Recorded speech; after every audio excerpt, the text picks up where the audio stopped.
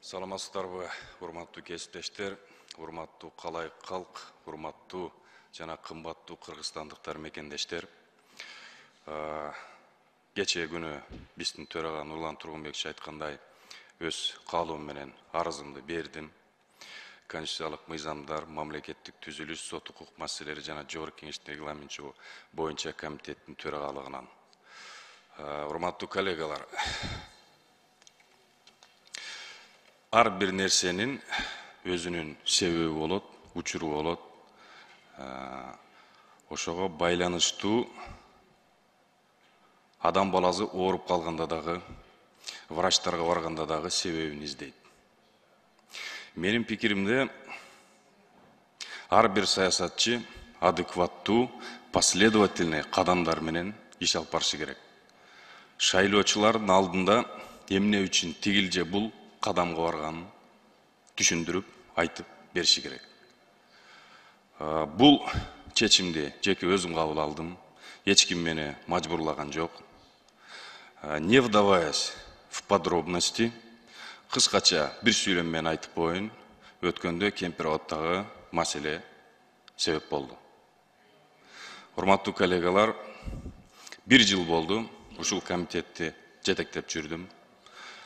Бир нерсени так айталам, колумду таза кармап, мыйзамдарды бузбай, коррупциядан алыс болуп, татыктуу алып бардым деген ниеттемин. Өзүмө өзүм баа берсем туура болбой калат. Бир гана мисал айтып кетким келет.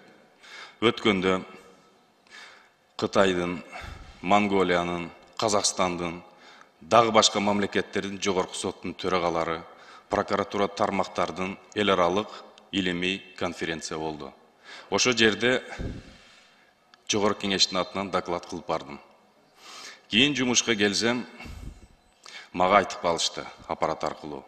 Казакстандын жогорку соттун төрагасы Кыргызстандын жаш парламентарийин докладын жактырдым. Биз изилдеп көрөйлүчү, бизге да мүмкүн пайдасы тиер деди. Мен ойлойт элем, бул чет жакадагылардын баазы.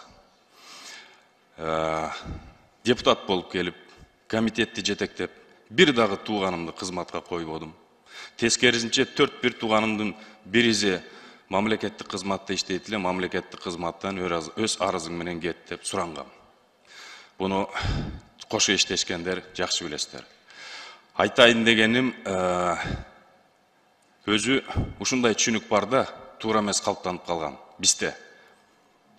Олуттуу мамлекеттик деңгээлде саясатчы болом десең, сөзсүз түрдө сен же орусиячыл болушуң керек, Кремльдин саясатын колдогон, же батышчыл, демократиялык принциптерди колдогон деген туура эмес түшүнүк бизде бар. Мен ойлойт элем, бул туура эмес. Үчүнчү түшүнүк туура, бул про-кыргызский саясатчы болуш керек. Аны сыңарындай, бизде дагы саясатчылар эки түргө бөлүнөт. Бириси бийликчил, бийликтин туура кылганында, туура эмес кылганында мактайт. Экинчиси оппозициячыл, бийликтин туура кылганын дагы, туура эмес кылганын дагы сындайт. Мен ойлойт элем, мен үчүнчү типтеги саясатчы болгум келет. Альтернативалык жаңы муундун көз карашындагы. Тигил жакта эмес, бул жакта эмес. Бир гана Кыргызстандын элин, кыргыздын кызыкчылыгын колдогон. Пикирим, оюм ушул. Сиздерге чоң рахмат, жакшы иштештик.